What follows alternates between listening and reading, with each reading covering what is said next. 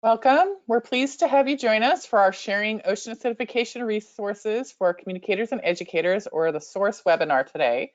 Our series is presented to you by the NOAA Ocean Acidification Program in collaboration with National Marine Sanctuaries.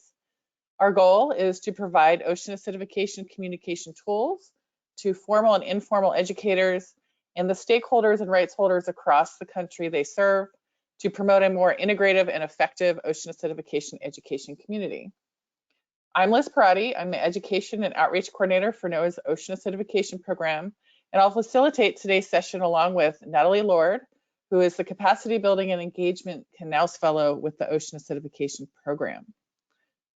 During the presentation, attendees will be in listen-only mode. We are recording this presentation. It will be available on our YouTube channel. We'll put the link in the chat.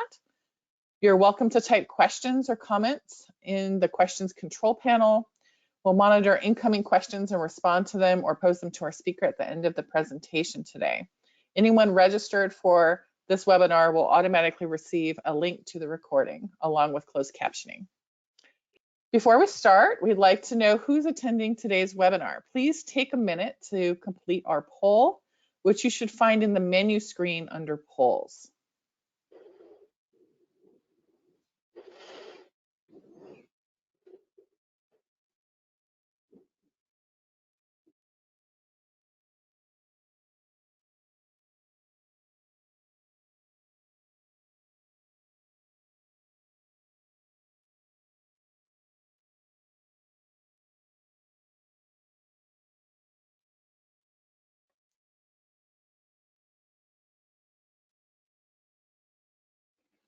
So it looks like we have primarily educators and students here in the audience. Thank you for sharing that information with us. Today, I'd like to introduce our speaker. She is Adriana Reza, and she's the education coordinator for the Mission-Aransas NER, or National Estuarine Research Reserve, and has been in this role for 2 years. Before that, she worked at the Texas State Aquarium for 17 years in the education department, and then as the operations manager. Adriana has a bachelor's in biology and chemistry with an emphasis on marine science from Texas A&M University at Corpus Christi. She's also got her master's from George Mason University in zoo and aquarium leadership with an emphasis in conservation education. When not sharing her passion with students, she spends her time gardening and enjoying small adventures with her family. So thank you, Adriana. We welcome you and appreciate your time with us. We'll start the presentation, and Adriana, please take it away. Thank you. Let me get my screen going here.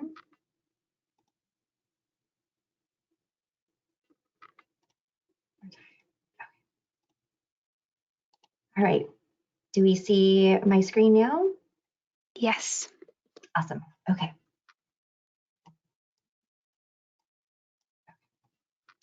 Well, good afternoon, everyone, or good morning. Thank you for joining today. I am here to share with you what it was like for my teacher workshop that was funded through the Ocean Acidification Program through NOAA. And it was funded in 2019, but we did the workshop in 2021. So just wanted to share with you all what happened during that time and some of the really great things that the teachers accomplished after attending this workshop. So I want to thank the NOAA Ocean Acidification Program for funding this workshop, and also a big thank you to Dr. Andrew Esbaugh and Dr. Carrie Ackerley for being my expert and also providing teachers a good opportunity of looking at their lab and research that was going on. Sarah and Emily from Lawrence Hall were our guest speakers during the workshop and served as another expert. And then, yeah, so let's get started. The workshop, the teacher workshop was called From Labs to Learning. and teachers creating problem-based learning units from ocean acidification research.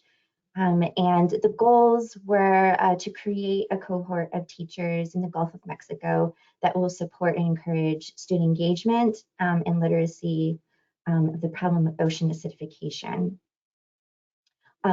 So we conducted a 5-day teacher workshop, and we were going to recruit 8 middle and high school teachers to attend this workshop. And the focus was going to be around phenomenon-based learning. Learning about that type of presenting that information to your students in the classroom, but also the phenomena of ocean acidification in the Gulf of Mexico. Establish a network of participating teachers, so consisting of like colleagues that had information, or we could pull resources from the Mission-Aransas NER educators for support and guidance, and scientists and phenomenon experts to serve as resources for continued support throughout the school year. And the last goal for the teachers was to create 4 problem or phenomenon-based lesson plans to spread to a wider audience once they got back to their schools. They could share that amongst their cohort of teachers and teach the students a unit based on ocean acidification. So to prep the workshop, we advertised in April, right before the school year ended, so that we could get a good base of like who was interested in this type of workshop, where were they coming from, and if anybody was going to register. And pretty quickly, the workshop filled. We filled the 8 spots of the teachers that wanted to attend. So Dr. Esbaugh and the presenters from Lawrence Hall got together and talked about what they were going to cover during the workshop, like the types of research that Dr. Esbaugh was going to focus on, and then relay that information to the presenters so that they knew what they needed to touch on as we were developing our lesson plans. I created the workshop daily schedule, Monday through Friday, what the teachers were going to do during that time. We got supplies ordered, lunches arranged, and we were ready to go for July 11th through 15. But then the unexpected happened, and we got a really big surge of COVID in Texas at that time. So the majority of the teachers that registered for the workshop either got sick or they did not want to travel at that time, including Dr. Esbaugh. He could not attend the workshop either. So I found myself in a moment of like, okay, now what do I do? How do I figure this out? Do I need to postpone this workshop? Should we try again at another time?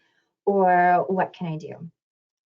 So the first thing I did was I contacted the Lawrence Hall presenters because they were coming from California and all the way down to Port Aransas, Texas. So that is a pretty big travel. And we chatted on the phone, we talked about it, and they were good to go. They were like, if you want to do this, we will show up and be there. So since they were on board, I thought, you know what, let's make this happen. This has been postponed already for a year and a half. Let's just see if I can get teachers to come on board. So I reached out to my teachers that I have contact information for and friends on Facebook to kind of spread the I guess the post so that we could recruit teachers. And I was able to recruit 3 teachers, which I was really excited about. So, and then contacting Dr. Esbaugh's lab, he was able to get Carrie to help us with a tour and give background information and support for the teachers. And thankfully, the campus library was open because we spent a lot of time in there too doing research. So just gathering all of those resources, I was able to do this workshop. So my Lawrence Hall presenters were Emily and Sarah. And so for our workshop, they were the experts in phenomenon-based learning, Dr. Esbaugh's research, and ocean acidification. So when they came to us, we did a bunch of like pre-things that we talked about and went through so that they knew where they needed to go with the workshop and what things they needed to focus on. So I gathered a lot of information from the teachers that were going to attend so that the presenters knew at what level the teachers were in understanding ocean acidification. So they joined the workshop for 2 days, Tuesday and Wednesday of the week, and it was really intense. They came with a lot of information to share and really informative. We learned a lot while they were there for 2 days. And we started right away. So they got here, they introduced themselves, and boom, we were ready to go. So the first activity that we did with the teachers was a nonsense activity. And this was just getting the teachers thinking about how their students would interpret data if it was presented to them in this way. So they gave us this chart you see here, something similar to this, with a lot of information on it. And then they had us go through steps to understand, well, if we were a student looking at this data, how would we figure out what was going on? So we started this data engagement framework, which really helped us throughout the entire workshop. So it's 3 steps. Orientation. So the first thing when you look at this data on a chart or graph, like, what are we looking at? What is the first thing you notice? What are the labels on here? What type of data is it collecting? The X and Y axis labels, like just the things that you would automatically look at when you see a chart with a lot of information. And then interpreting the data. How do I make sense of the data? What is it trying to tell me? And then synthesizing it. How can I pull information that I already know to relate to this data? Or what do I need to figure out or learn about to learn more about the data? So that is what we did, the first thing there. So looking at this graph, we went through the data engagement framework to kind of figure out, well, what is this data telling us? How can we relate to it? What are we trying to interpret from it and learn from it? So we really dived deep into this so that we understood what students would get that overwhelmed feeling at first, but then as we go through this process, they would begin to understand, like, oh yes, I know exactly what's happening here, or I feel more comfortable reading this graph. So here is that full framework in this kind of different visual, so that we knew that once we figured out all of these steps, we could move on to a bigger claim or a bigger problem that we wanted them to solve. So then we jumped right into phenomenon-based learning. But they really didn't tell us that's what they were doing. They just showed us this picture. And so this image was the basis for where we were going to go with ocean acidification. So just looking at this picture here, the teachers were then able to make some inferences and assumptions and ask questions and just write down things that they saw on a chart. And that started our conversation. So a little bit about phenomenon-based learning. It prepares learners to solve problems in real life. The lessons use real-world data and allows the students to discover something that is happening in real life and not something that they see like just in a book or something and they can't relate to it, or it's somehow disconnected from their life.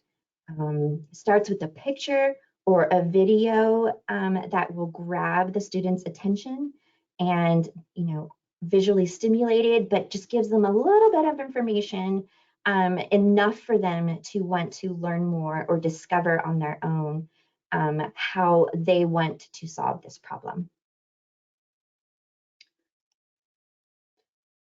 So that is where we started with ocean acidification.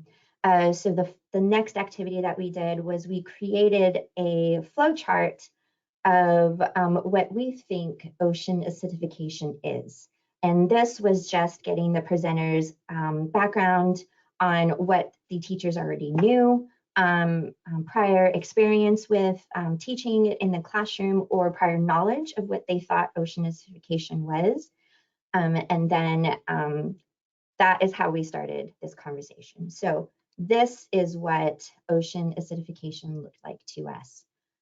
So I had 5 teachers attend this workshop. So we broke off into 2 groups, and one group you can see both groups.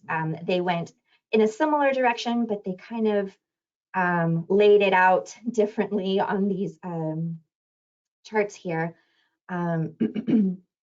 So once we looked at each other's flow charts, we started asking questions, and some things on the charts sparked interest in something else. And so throughout the day, we really just tried to answer all of the questions of ocean acidification so that the teachers really understood what it was and all of the components that they could look at to answer the questions that they had from their students, so that the teachers were prepared to present this unit to their students. And once we went through the flow chart, we started our background research. So teachers were given a moment to kind of look at it on their laptops and research it on their own, figured out like what types of articles or websites came up in their search, Google search. And then the presenters also had information for us to go through. And it was a lot of information, different charts, different articles, different graphs, different images, so that we could see ocean acidification in different aspects of, I would say like different variables in the research that whatever article or research paper was pulling from. And then we also looked a lot into calcium carbonate and shell formation of many of the animals that live in the ocean, and talked about bicarbonate and the process that happens that breaks down the shell of the animal. We did experiments, where you get the cup of water and then you blow into it and you have a solution in there that changes the water a certain color. We did that too. We looked at pouring vinegar on a shell and just seeing what would happen there, like just all of these things, so that the teachers are really exposed to some of the activities they could do with the students. So all of that information, it was important to the teachers to make sure that when they went back to the classroom, they were able to let their students explore on their own, like and discover what they wanted to with ocean acidification and have that background knowledge to support their discoveries, help them dive a little further into their investigations to make, and it's just basically like the backgrounds, like I know a little bit about this to teach the student this, but then guide them just a little bit so that they can discover something else. So that was the whole point of this first day of just diving into all of the background of ocean acidification. And then since Dr. Esbaugh couldn't join us, we went to his lab instead. And his lab is housed in another building across the street of campus. And so we went over there and we were able to tour his lab area and see where he worked and see the equipment that he used to run his experiments on the red drum that he was using. So Carrie was able to show us this space. We actually saw the swimming device that he used for his fish experiments, which was really, really cool looking. And it's larger in real life than what we expected. So we spent a lot of time in there asking any questions that came up during our discussion. and asking anything that we had questions on about his research, because his research was actually presented to the teachers by our two presenters from Lawrence Hall. They did a lot of correspondence back and forth with Dr. Esbaugh to make sure they understood his research enough so that they could relay that to the teachers, since he wasn't going to be there. So that worked out really well. I think the visual component of just touring the lab and seeing the space and seeing the people that were working there really helped the teachers make that connection to the real world data that he was providing. Oh, I do want to mention that if you want more information on Dr. Esbaugh's research, I provided a link to his page. If you want more info, you can go there to get that info. Okay, so the rest of the workshop was spent on lesson plans development and really talking to the teachers about where this fit in their scope and sequence for the year. And now each of the teachers had different backgrounds. So one teacher was a first-year high school science teacher. I had a middle school teacher. I had two teachers that were English literature arts teachers in high school. And then I had a marine science, environmental science high school teacher. So very different uses of the information in their classroom.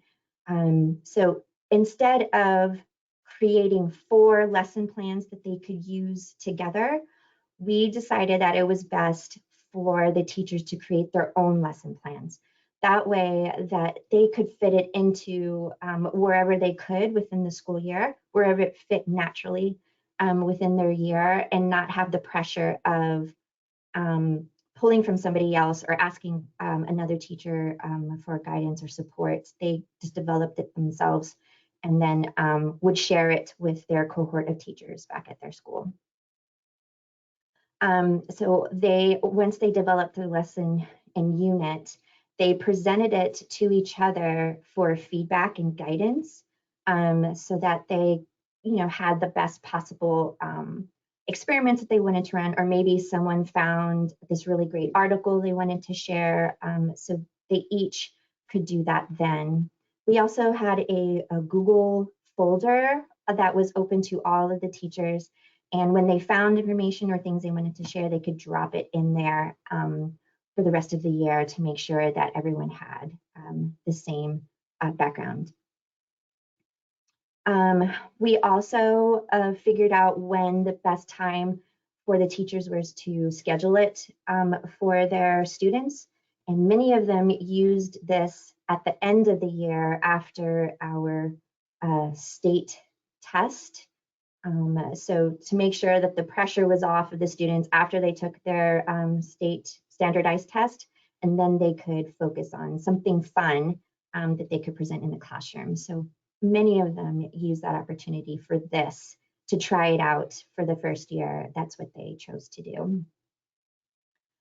So after we concluded the workshop, I stayed in touch with the teachers throughout the school year, just checking on them, making sure that they were doing okay, if they needed any additional guidance or support or information to help them with their unit. And we did a Zoom call after they did their unit, and got some really great feedback from the teachers. And that's what I wanted to focus on here, because it was a really great experience for them. So my literature arts teachers, my English teachers, they did their ocean acidification unit right before the winter break. So they used this as a nonfiction unit for their class. And when they presented the information, they didn't tell their students what they were going to do. They just said, okay, this is going to be the next unit we're going to do. It's a nonfiction unit, and they played a video clip of our planet, coastal seas. And in that video clip, it talks about ocean acidification and other things. And then once they played the video clip, they then told them, okay, this is what we're going to do.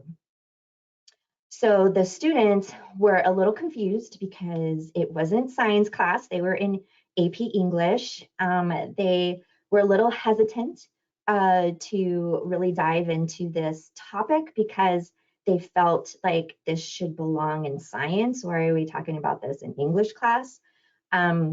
But once the teachers explained to them that they needed this type of practice, reading articles, nonfiction articles, real world, looking at real world data in a different way, the students really opened up and presented some really great, you call them, units or their projects at the end of the unit. So on the slide right now, I'm showing you what the English teachers did for the unit day by day. So every day they did a warm-up daily write about ocean acidification. The teachers gave students a article to read through. There were 3 articles that they could read through, and then they could pair share and think through their thoughts and analyze and just discuss what ocean acidification was. So they completed their daily assignments. They shared with a partner to take notes. They watched that video segment. And then from the 3 articles, they chose one of the articles and completed an analysis assignment.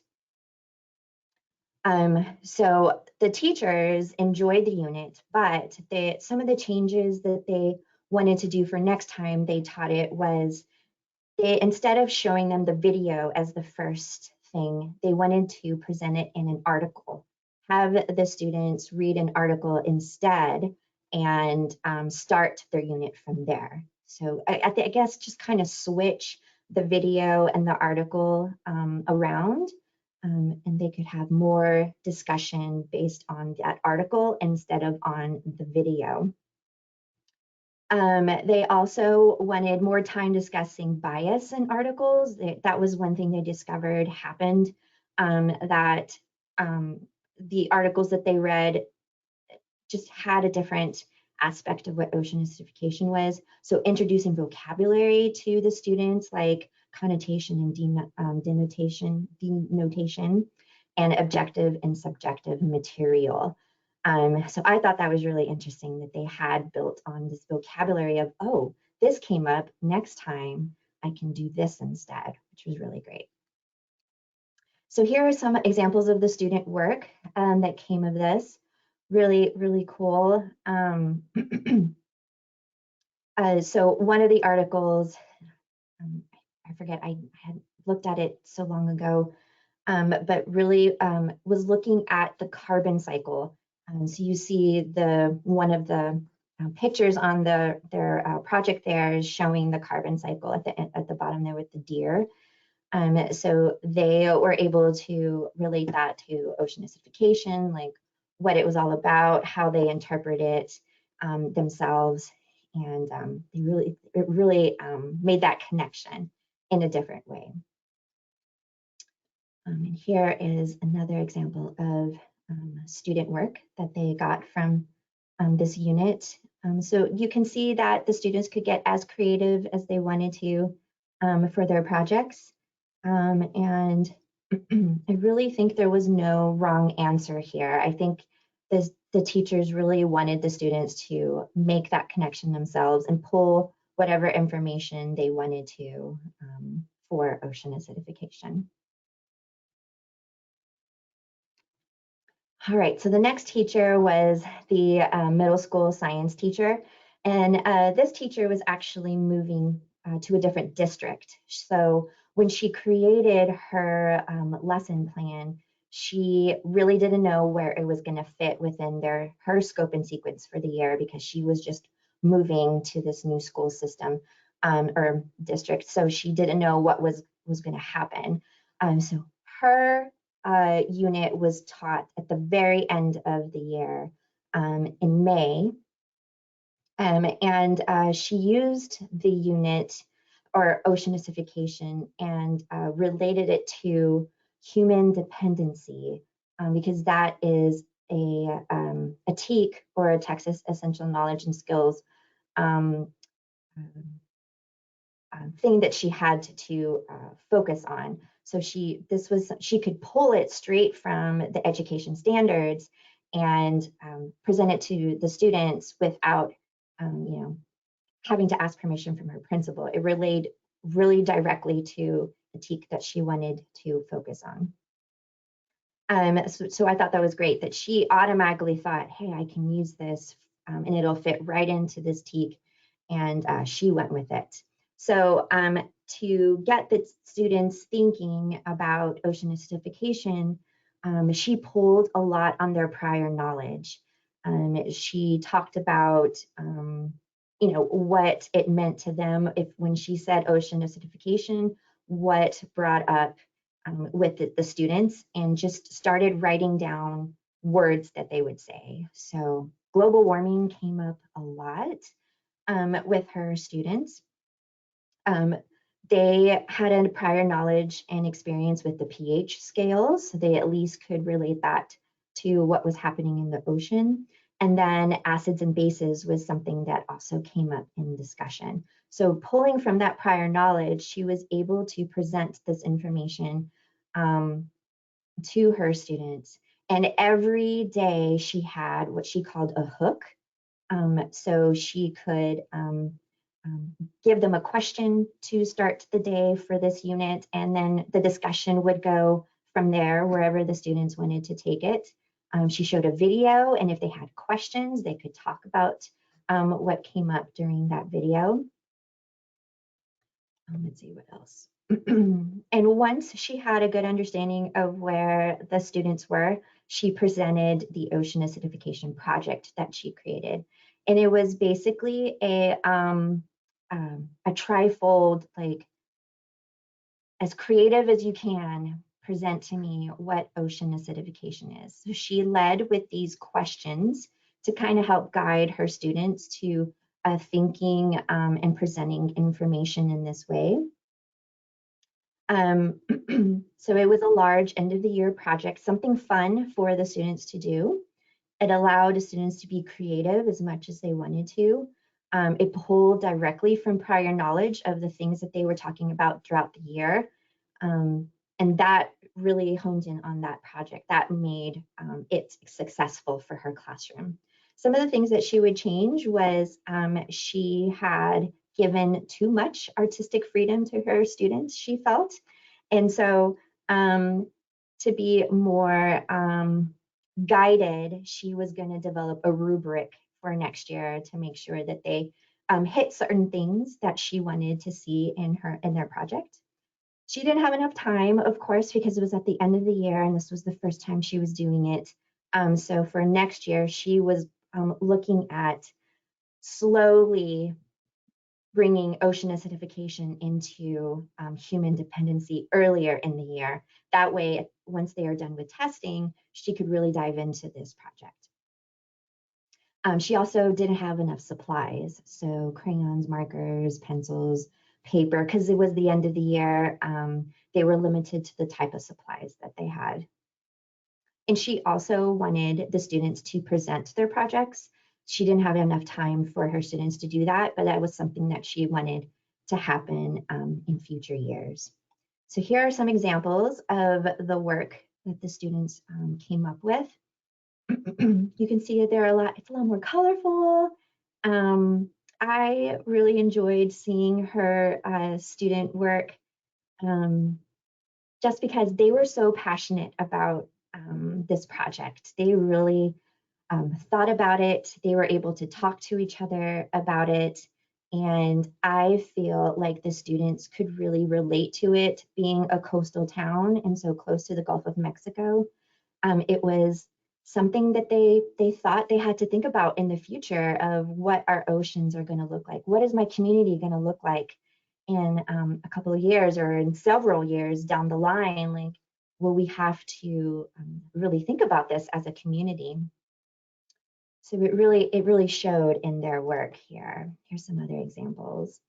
And you can see in several of them, they have the pH scale there. So that was something that they really focused on because, again, the prior knowledge, they could put that into this project and kind of relate both of those items together, those big science concepts together.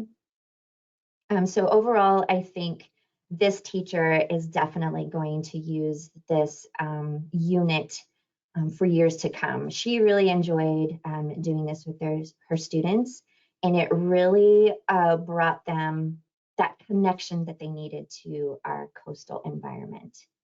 So really great success story. Now, the last teacher I want to talk about really quickly is the first year high school science teacher. He had AP classes, so advanced students, smaller class sizes. So he had chemistry and aquatic science classes. He taught this as a week-long unit at the end of the year. And I feel, and he even said in his comments back to me, his review back to me was he felt overwhelmed by the information. And I think it's kind of difficult as a first year teacher, getting to know your class and your setup, and then this big unit that he had to do. I think it was a little much for him, but he did enjoy doing it. So much so that he wants to revamp his entire school year curriculum so that, or units, so that he can put more emphasis of ocean acidification in smaller chunks throughout the year. So how it relates to the things that they are focusing on throughout the year. In addition, add that ocean acidification component, however he sees fit. So this is a small portion of the lesson plan that he developed while he was at the workshop. And compared to the other teachers, he had a higher level of thinking that he wanted to do with his students. So a lot of his data and lessons were built around graphs. So that nonsense activity that we did together at the workshop, he really took that and did it with his students. He also used a lot of the resources that the Lawrence Hall presenters gave us during the workshop. He used it in his classroom with his students because he already saw how it worked. He was comfortable with that information. And so that is how he presented it to his students. So some of the feedback I got from him, when he presented this information to his students, they got really upset and depressed. They felt overwhelmed with the information because it was such a doom and gloom type thing to think about. So one of his comments to me was not to present it in the way he did, to make sure that his students had a positive outlook or a positive component that, you know, like this is happening, but we're doing this to make it better, or there are some ideas and research out there that is really looking at this to improve what is happening. So that was one of his big takeaways. He didn't finish the unit because he ran out of time, as you do in high school. Things just move so quickly. And also the way he presented his information through the graphs and higher level thinking, it was a little more difficult for the students to grasp than what he thought. So it took longer for the students to interpret the graphs and understand what was going on. So they had to spend a lot more time understanding all of that at the beginning. So when it was time to do like the research and experiments and stuff, he had shorter amount of time to do that. But there were two really good moments for him that he took away. Discussion led to atmospheric carbon dioxide, and they were able to look into ice core research, which the students were really interested in. They wanted to know more, like how do they measure carbon dioxide in the air? What types of experiments do they do? What is the research behind that? So the students were able to take what he presented and kind of focus on this one type of research. So he really enjoyed that. And the other thing that was an aha moment for him was the way he presented the information. The students were then able to describe the gas laws. That is something that he needs to teach during the year, but they were able to describe it just with layman's terms. Like they understood what was going on enough to pull that information for the gas laws. And so he really took that moment and wanted to build on that for next year. So this was really a big learning year for him. And I think he is going to definitely use the ocean acidification unit we developed to teach his students. But I think he's going to do it, throughout the year for his classes. So in conclusion, some big takeaways that I had from this workshop. Ocean acidification is a lot of information. I would actually have the Lawrence Hall presenters stay with us an additional day. So instead of 2 days, make it 3 days. That way we have a full day to review with them and ask them questions and a little more guidance with the phenomenon-based learning. There was an overwhelming amount of background for the teachers, and there was a good reason why, but there's also a limit to how much teachers want to absorb about a topic. And I think by day 3 of this workshop, they were tired and just needed a day to process all the information. Having a backup plan is always good. Having a really good group of teachers you can call on for last minute openings in a workshop is something that I thought, you know what, I always have to have in my back pocket, that I know these 5 teachers will come every time I ask them. So that was something, a big lesson for me. As far as phenomenon-based learning, one of the big takeaways from my teachers during the workshop was they needed more time learning about this. And as our state standards are moving towards phenomenon-based learning, they need more time to figure out how to change what they are teaching now to represent what that looks like. And they need more examples and ways to create on their own with each other, so that they could ask them, is this what it looks like? What did you think about this? And share ideas and stuff like that. And if it's not part of our state standards, it's really hard for teachers to fit within their academic year. The only time that they have to do it is right after our state testing, and that is really limited to maybe a month at the end of the year. And with all of the activities that we have at the end of the year, all of the parent-teacher events that they put, or the end of the year activities and you call them parties and stuff like that, it took time away from what they wanted to teach for the students. So for me, finding a way that it directly connects to our state standards would be very beneficial for the teachers. And that is it for me, kind of a whirlwind of information. But if anybody has any questions, my contact information is here if you want to reach out and learn more. But that's it.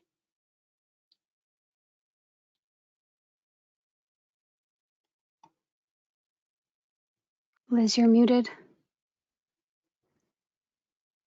Thank you. Thank you, Adriana. At this time, as she mentioned, we have time for questions, and it looks like we have a couple in the chat box and in the questions box. If you have any questions, please feel free to put them there. One question we have here is, did you consider the pH conditions of your area of interest for this type of workshop? And are there seasonal patterns that might have been relevant? So this would have been, I guess, in the Gulf of Mexico area. Yeah, what was the first part of the question? Did you consider the conditions, the pH conditions in your area? Yes. When we talked about Dr. Esbaugh's research, those conditions were presented to the teachers. And I didn't present them here because I am not an expert in his research, but it was presented. And seasonal changes, yes. Being in the Bay systems, there is a seasonal change. So for Dr. Esbaugh's research, he looked at a fish that lived in the bay systems, and then he looked at a fish that lived out in the oceanic Gulf of Mexico. So we were able to compare those two fish while we were talking about it. Great. And did you find that as a follow-up to that question, did you find that the teachers were interested in kind of that like local place-based examples rather than maybe some of the more general phenomena-based examples like you showed with the shells? Yes, the teachers really wanted more of that. They wanted more of the place-based, this is happening in our backyard, this is happening in our bay systems. So they really grasped onto that information and presented it in their classrooms. And so I think that's the argument then for your type of approach of really bringing together the educators with the local research. And so that was, you gave a good example of that today. Let's see, some other questions I'm seeing here are, you had prefaced that one of the goals of presenting a bunch of different types of data and information to the teachers is so that they had comfort with addressing questions from their students. Did you hear anything about maybe the types of questions that teachers were able to answer, or were there any surprises for them where they felt ill-equipped? No, I did not. When I followed up with the teachers, I did ask them, you know, how did your students react to this unit? So they gave me generalized information, but they did not share with me things they could not answer. That would be a good follow-up with them. Great, thank you. We have a comment here. The teacher group for your workshop was obviously smaller than anticipated because of COVID. I think we all understand those types of challenges. Are there any specific recommendations you would have to accommodate maybe a workshop with like much higher attendance? Would you have modified your approach if, say, you had many more teachers within a professional development workshop like this? Oh yeah, definitely. I would actually keep the numbers small. That's why the beginning, it was only 8 teachers that was going to be going through this workshop. But if I had more than that, I don't think the teachers would get all of the things that they grabbed from the workshop to apply to their classroom. They would not have gotten the same experience. So keeping that type of workshop small made it successful. Great. Here's an interesting question and comment. Did the teachers receive any pushback from the students' parents that you know about teaching this topic? And maybe if there was less, maybe the fact that it was at the end of the year for some of the teachers? Can you share anything about that? One of our local school districts has a very conservative parent base. And when those teachers presented this information to the students, there was zero pushback from the parents. So I think the way the teachers presented it did not elicit that type of response. It was, you know, let's discover, let's figure out, let's you lead the questions. It didn't come directly from the teachers. So I think that really helped the situation. For the other teachers, I did not hear any pushback from parents on this subject. And you're right, it might have been one of those cases where it was at the end of the year.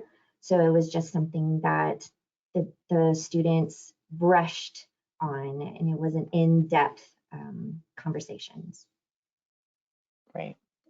Did any, as a follow-up to that comment, did any of the teachers, especially the high school teacher that you said would definitely use, or the middle school teacher that would definitely use the content again, were they planning on using it at a different time of year in the future? Yes, still in the spring time, but she wanted to definitely build upon the unit and make it more robust for the students.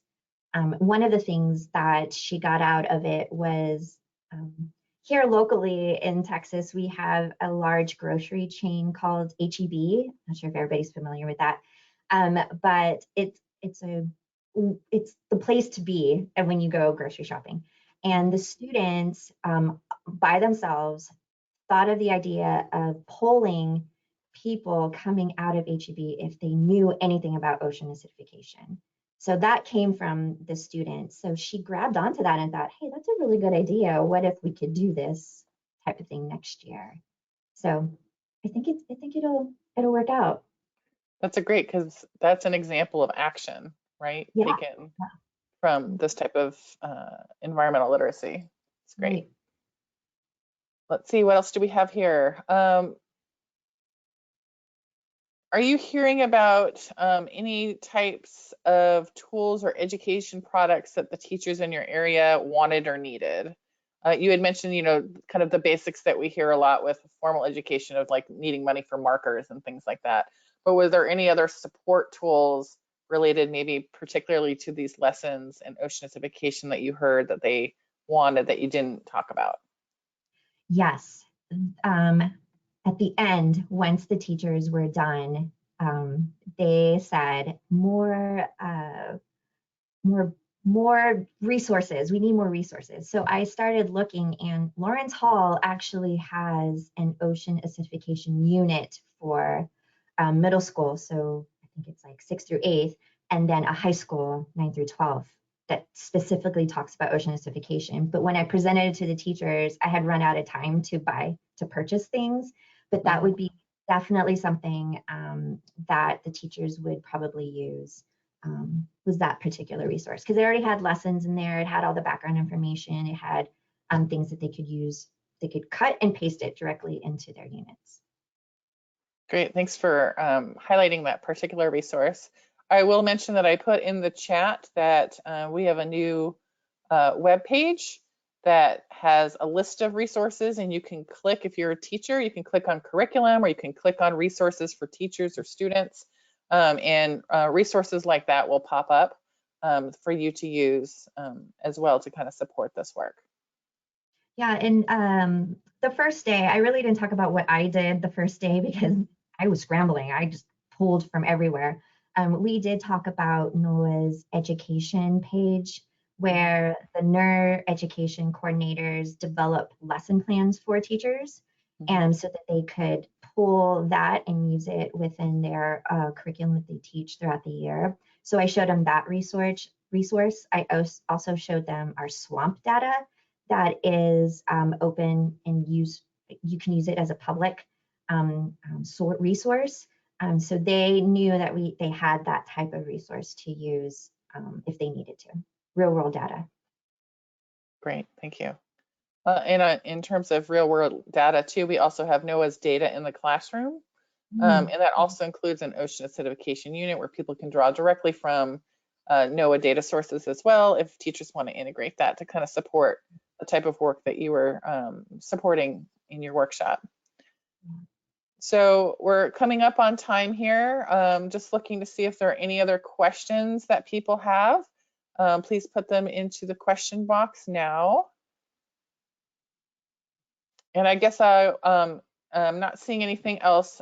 Is there anything else that you would like to share with us, Adriana, before we close for today? You shared a lot with us today. Even though I had a lot of hurdles preparing for this workshop and all the obstacles that came through it, I would definitely do this workshop again with a small group of teachers. The teachers felt very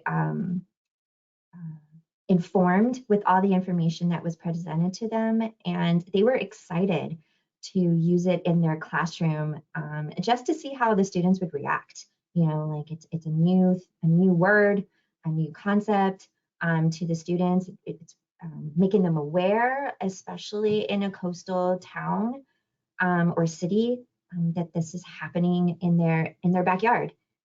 So if I ever get that opportunity, I would definitely do this again. That's great to hear.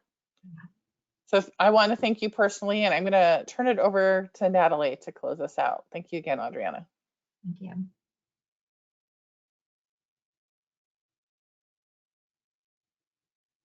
Oh, I think you're muted. Yeah. Thank you. I just want to pop up my slide. Change presenter. Okay. So thank you, Adriana, so much for your insightful presentation today. If anyone has any ideas, feedback, comments about the webinar series, we are always welcoming any feedback you have, as well as any ideas for speakers. So this webinar is occurring every second Wednesday of the month.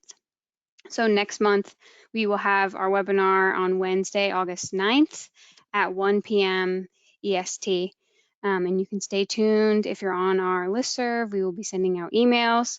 This webinar has been recorded and will be uploaded onto our OAP YouTube page, and you will also receive a recording link as well as a registrant. And that concludes the webinar. Thanks so much for joining us today, everyone.